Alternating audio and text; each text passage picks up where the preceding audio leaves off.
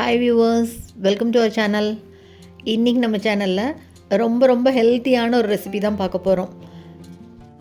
வானலி உப்புமா தாங்க பண்ண போகிறோம். எப்போவுமே அரிசி மாவில் பண்ணுவோம். இன்றைக்கி வித்தியாசமாக கோதுமை மாவு வச்சு வானலி உப்புமா பண்ண போகிறோம். ரொம்ப சுலபமாக 10 நிமிஷத்தில் செஞ்சு முடிச்சிடலாம். சூப்பரான இந்த வானலி உப்புமா எப்படி பண்ணுறதுன்னு பார்க்குறதுக்கு முன்னால் நம்ம சேனல் இன்னும் சப்ஸ்கிரைப் பண்ணலைன்னா கண்டிப்பாக சப்ஸ்கிரைப் பண்ணிடுங்க. கூடவே பக்கத்தில் இருக்கிற பெல் பட்டனையும் தட்டி விடுங்க. ஸோ நான் போடுற வீடியோ எல்லாமே உடனுக்குடனே நோட்டிஃபிகேஷனாக வந்துடும். வாங்க இந்த கோதுமை மாவு வானலி உப்புமா எப்படி பண்ணுறதுன்னு பார்க்கலாம். இதுக்கு ஒரு பவுலில் 1.5 கப் அளவு கோதுமை மாவு எடுத்துக்கிறேன் இன்றைக்கி.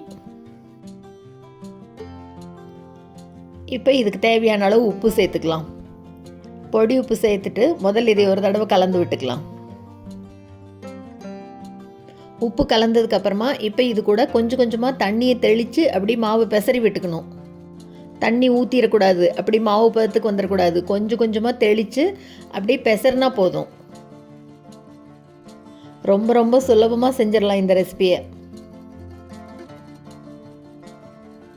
பாருங்கள், இந்த அளவுக்கு இருந்ததுன்னா போதும். ரொம்ப அப்படி சப்பாத்தி மாவு அளவுக்கெல்லாம் பிசைஞ்சிடக்கூடாது தண்ணியை விட்டு. இது இப்படி உதிராக இருக்கணும். பாருங்கள், இந்த அளவு இருந்தால் போதும்.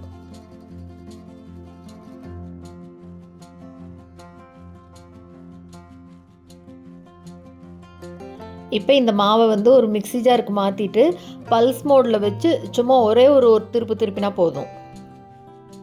மாவு பாதியாக சேர்த்துக்கிறேன்.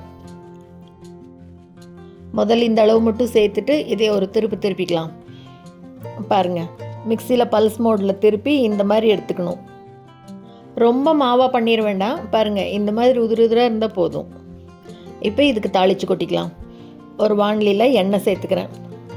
எண்ணெய் நல்லா சூடானோன்னு கடுகு சேர்த்துட்டு இது கூடவே 1 டீஸ்பூன் அளவு கடலைப்பருப்பு, 1 டீஸ்பூன் அளவு உளுத்தம்பருப்பு, கூடவே 2 காஞ்ச மிளகாய் கிள்ளி சேர்த்துருக்கேன். இப்போ இது கூட ஒரே ஒரு பெரிய வெங்காயம் பொடியாக கட் பண்ணி சேர்த்துட்டு கூடவே ஒரு கொத்து கருவேப்பிலை எல்லாத்தையும் சேர்த்து நல்லா வதக்கி விட்டுக்கலாம். வெங்காயம் பாதி அளவு வதங்கினா போதும், ரொம்ப வதங்கணும்னு இல்லை. இப்போ வெங்காயம் பாதி அளவு வதங்கினோன்னு மிக்சியில் போட்டு உதுத்து வச்சுருக்கோம் இல்லையா கோதுமை மாவு, அதை சேர்த்துக்கலாம். இப்போ எல்லாத்தையும் நல்லா கலந்து விடலாம். அப்படியே லைட்டாக கலர் மாற ஆரம்பிச்சிருக்கு பாருங்கள்.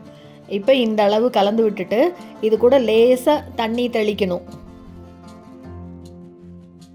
சும்மா ஒரு 2 டேபிள் ஸ்பூன் அளவுக்கு தெளித்து விட்டால் போதும். தண்ணி தெளிச்சிட்டு நல்லா மறுபடியும் கலந்து விடலாம்.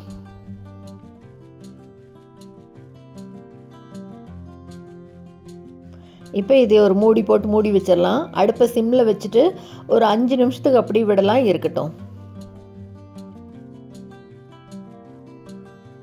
இப்போ 5 நிமிஷம் கழித்து அப்படியே திறந்து பார்க்கலாம். பாருங்கள், சூப்பராக ரெடியாக இருக்குங்க. கோதுமை வானலி உப்புமா செம்ம சூப்பராக ரெடி ஆயிடுச்சு. இது கோதுமை மாவில் பண்ணதுன்னு சொன்னால் தான் தெரியும், இல்லைன்னா தெரியவே தெரியாது. அவ்வளோ நல்லா இருக்கும். இப்போ இது மேலே 2 டேபிள் ஸ்பூன் அளவுக்கு நல்லா சன்னமாக துருவின தேங்காயை சேர்த்துக்கலாம். தேங்காய் சேர்த்து நல்லா கலந்து விட்டுட்டு இப்போ அடுப்பை ஆஃப் பண்ணிடலாம். நல்லா ஹெல்த்தியான ஈவினிங் டைம் ஸ்நாக்ஸு இல்லைன்னா நைட் டின்னருக்கு செஞ்சு சாப்பிட்லாம்.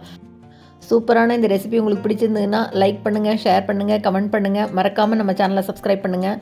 கூடவே பக்கத்தில் இருக்கிற பெல் பட்டனையும் தட்டி விடுங்க. ஸோ நான் போடுற வீடியோ எதுவுமே மிஸ் பண்ணாமல் பார்க்கலாம். தேங்க்ஸ் ஃபார் வாட்சிங்.